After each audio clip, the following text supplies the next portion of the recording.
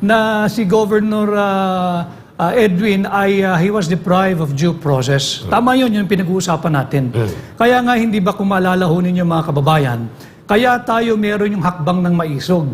Ang ating panawagan, protect and defend the Constitution. Not just from this peking at huwad na charter change at people's initiative. Ito na nga ho yung ating panawagan, protect and defend the Constitution dito sa pagbabalahura o pagsasantabi nila ng ating fundamental rights. Correct. I agree with President Duterte sapagkat not only yung sa Bill of Rights provision na sinasabi niyang violation of the equal protection of the laws, tingnan din natin yung Article 2, Section 1 of the Constitution. Yun nga, that the Philippines is a Republican and democratic state. Ito importante, yung sentence number 2. Sovereignty resides in the people and all government authority emanates from them. Ang soberanya ho ay tayong mga mamamayang Pilipino. Hindi po yung mga nahalal. Sila po ay kinatawan lamang natin, kinatawan natin na gumawa ng tama, kinatawan natin na respetuhin ang ating saligang batas at kinatawan natin na kilalanin ang individual and collective rights of the Filipino people. Tama. And yun nga, yung alam ko rin maraming nanonood ng mga lingkod bayan na nasa pamahalaan. Nandyan yung mga kapatid nating kasundaluhan. Nandyan yung mga kapatid nating kapulisan. Yung mga nasa government service. Tatandaan po ninyo, nung kayo ay pumasok sa inyong panunungkulan, bago kayo pumasok sa inyong panunungkulan, nandyan din ho yan, Article 9, Section 4 of the Constitution. Lahat ho kayo, ako nung ako'y nasa gobyerno pa, tayo lahat ay nanumpa. We took our oath to affirm and uphold the Constitution. Tama. Huwag ho tayong susunod sa isang kautusan na labag sa ating saligang batas. Yun, klaro. Sapagkat ang amo ho ng lahat ng nanunungkulan sa gobyerno, hindi ang Pangulo, hindi ang Governor, hindi ang Mayor. Ang amo po ng lahat ng nasa gobyerno ay ang ating saligang batas. Klaro. Attorney Vic, ma'am, dugtungan kong tanong na ito.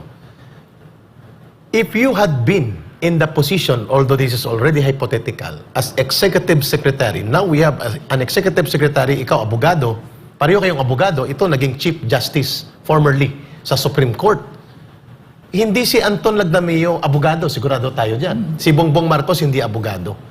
But the order coming from the Executive Secretary, who is a lawyer and former Supreme Court Chief Justice, hindi yan lalabas kapag hindi inaprobahan at pinag-go signal ni Pangulong Bongbong Marcos Jr. apan sa pagsusulsol at mga maniobra ni Anton Lagdameo, who is not a lawyer at na-offend siya dito dahil nanindigan ng kanyang ground ng gobernador. Do you see the pattern? Na ang latay nito at pananagutan sa mga illegal at mga anomaliyang pag-abuso sa mga order coming from the office of the President will ultimately get back to the President himself. Absolutely. Yung matagal ng kasabihan, the buck stops at the office of the President. Hindi ka pwedeng magturo na ginawa mo ito. Pag uulitin ko, nandito na yung banatero sa inyong stasyon. Ang sinabi ko sa kanila noon, nung ako'y naroroon pa, I am the most hated because I tell the truth. I speak the truth. And following your hypothetical question, kung ako ang naroroon, hindi ako papayag. I will advise the President, mali po ito, Ginoong Pangulo. Bakit? Sapagkat hindi mo binigyan ng kanyang due process yung tao. And I also overheard in last night's press conference kay dating Speaker Alvarez na just a few months back ay nakatanggap yata ng award, yung Seal of Good Governance. 1 week ago lang. 1 week ago. Yes. Just imagine, 1 week ago, kinilala ng Department of Interior and Local Government si Governor Edwin at binigyan ng Seal of Good Governance. Yes. So nagkamali pala ang DILG. Oo. Dahil ang isang matino at maayos na gobernador... Sinuspindi mo after 1 week. After 1 week. Ibig sabihin, wala kayong matinong vetting process sa DILG. Isa yun. I am not accusing DILG na wala kayong matinong vetting process. Ang sinasabi ko lang, don't you find it ironic, yung sarili ninyong awardee, kinilala ninyo at pinarangalan ninyo last week, sinuspindi ninyo dahil lamang kinikilala niya ang karapatan ng mamamayan ng Davao del Norte na magkaroon ng malaya at payapang pagpapahayag ngayong darating na linggo? Correct, exactly. Attorney Vic, before kayo balik kay Ma'am Lorraine, ang tanong sa inyo, how powerful this Anton Lagdameo, who is not a lawyer, who does not understand about the law, na parang payagan ng isang abogado at former Supreme Court Chief Justice na mapapahamak ang kanilang principal, who is the President. And how is it as scandalous, he may not be a lawyer, but he should use yung kanyang lohika na ang pinapasuspindi niya ay isang elected official at ang kanyang pagsususpindi ay sinusulsol ng kanyang bata-bata, ng kanyang tagapagtahol na si Lagdameo. Sorry, medyo galit ng tao dito. How important for the President to have a very clear position of how to use his authority in the midst of these maneuvers na napapahamak ang poder at opisina ng gobyerno. Ako, ang panawagan ko ka Eric at Dr. Lorraine, kagaya din nung una nating pagtitipo ng hakbang ng maisog sa Davao. May remedyo pa dyan. If only the President will step in as his Executive Secretary withdraw that unlawful order and respect the due process of the Itong law. kay Governor Hubahay. Yes. May remedyo pa dyan. Ibig sabihin, kung kikilalanin nila ang espiritu ng batas at ang pagiging patas at demokratikong proseso ng ating pamamahala, walang mali sa pagtanggal ng isang mali at abusadong hakbang na pagsususpende ng order nila kay Governor Hubahay. Is that what you're saying? Yeah, at ngayong ito ay out in the open, itong kanilang pagmamalabis. If you want to spare the President, bite the bullet. The Executive Secretary himself, withdraw mo yung sarili mong order. Klaro. Na may hindi pagkakaunawaan, hindi pala ito nabigyan ng due process of law. Spare the President, spare your President, withdraw the order, and bite the bullet. And because on the ground, nag-people power na, the build-up of people's anger and condemnation in Davao and the neighboring Eric, provinces, nandun na. Because the governor is elected. May mandato ito. Bakit sa pirma lang ng ballpen, tatanggalan mo ng representasyon yung mga taong bumoto dito? He was elected by popular vote. Tama. In an election na wala namang nagkaakusahan na nagkadayaan o nandaya siya. Meron siyang mandato. Huwag nating pagkaitan ng tama at matiwasay na serbisyo ang mamamayan ng Davao del Norte dahil lamang sa kapritsyo Yun. ng iilan. Klaro. Ma'am Lorraine, your interaction before I shift to another question. Yes, kasi yung sinasabi natin dito, the President should do this, the President should do that, right? But in reality, he's been an absent President, a very weak leader. Now, we've seen it. He's an interesting study on how dangerous a weak leader is. Kasi iniikutan siya eh. Iniikutan siya ng mga ng asawa niya, ng ES niya, ng SAP niya. Everybody's going on, and he seems not to know. He's absent, no? So, in other words, parang for me as a citizen, what I've seen, because this has become the trademark of Bongbong Marcos, he's not fit to be president. He's not fit to lead us. Because everything that you just said now, he should do this, he should do that. I don't see that he's fully capable of even ever stepping up. Ever. Not in this lifetime, not in 10 lifetimes. A leader as weak as that has nothing in his head, nothing in his heart, nothing in his soul. I don't see it, ES. What do you think? Yes, at mabuti wala ka doon. You can speak from the outside now. From a clear perspective in behalf of the people. Sabihin mo nang mayabang ako o overconfident ako. But siguro kung ako'y nababahagi, hindi ito lang sa administrasyon ito, kahit anong organisasyon.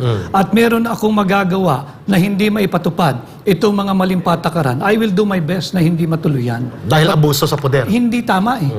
Ngayon, Pero, sa tanong ni Ma'am Lorraine. pero ES, yung punto ko dito, yung fitness niya, is that ever going to happen? Diba? Because he's a very weak leader. We've seen it already. It's been almost 2 years. No? Yes. Again, Lorraine, that is the issue. Your reaction na, Attorney Vic. Hindi magaang sa loob ko makitang nagkakaganito ang administrasyon na ako ay naging malaking bahagi nung kami ay lumalaban pa lamang hanggang sa ito'y nabuo, hanggang sa ito'y manalo. Tama.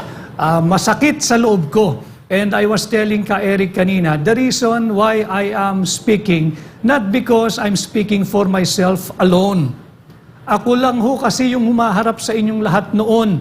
and I feel accountable and responsible for the many who voted for him in office. Including us na bumoto. At marami ang nasasaktan, marami ang disgustado, marami ang disappointed.